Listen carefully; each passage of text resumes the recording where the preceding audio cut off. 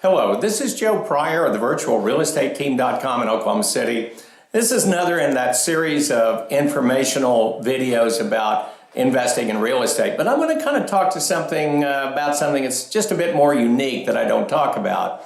Because, normally when you buy a investment property and it's not a cash purchase, then typically it's a Fannie Mae mortgage, and that Fannie Mae mortgage starts at 20% down, and so off the bat, if it's a $100,000 property, we're out $20,000 plus closing costs. So that may close off a few people from investing in real estate who want to build that wealth. And right now, and in fact since 2008, probably better returns than anywhere that you can invest in, stocks, bonds, mutual funds, whatever it happens to be, is real estate. So how can you invest in real estate and do it safely, but also do it for a whole lot less in terms of a down payment?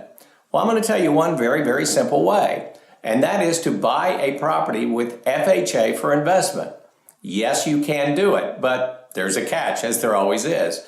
FHA is a 3.5% down payment.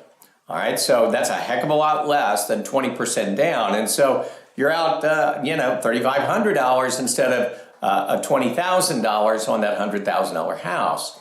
But here's the key: you have to live in the house. So FHA is only available to owner occupants. And by definition with FHA, an owner occupant is someone that stays in that house for at least a year. So in other words, if you're a first-time buyer and or even a second-time buyer and you're thinking, well, I may want to live here a year or 2 years, but I kind of want to buy a good investment at the same time. Think about this for a minute. Think about the fact that maybe you're 30 years old and you're going to live in a house for 2 years and you're going to do it FHA.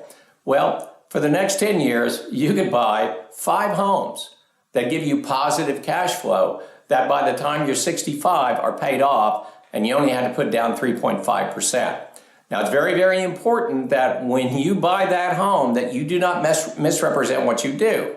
Because if you don't plan to stay there, establish residency, pay utilities, and actually be there physically, there's going to be a real problem for you, because we don't want you to get you in trouble with the IRS, the FBI, or any local enforcement. So again, it's got to be an owner-occupant policy purchase, but at the same time, it is something that after 1 year, you can go ahead and buy another home FHA, and you can keep that home for investment.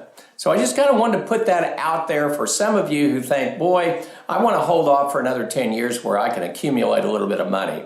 This may be a different way to do it, and I'd like to talk to you about that strategy. We're going to be very, very careful. We're going to play it safe, and we're going to talk about it some place where you want to live, but also someplace that can be a really terrific investment for you down the road as you build wealth for your retirement.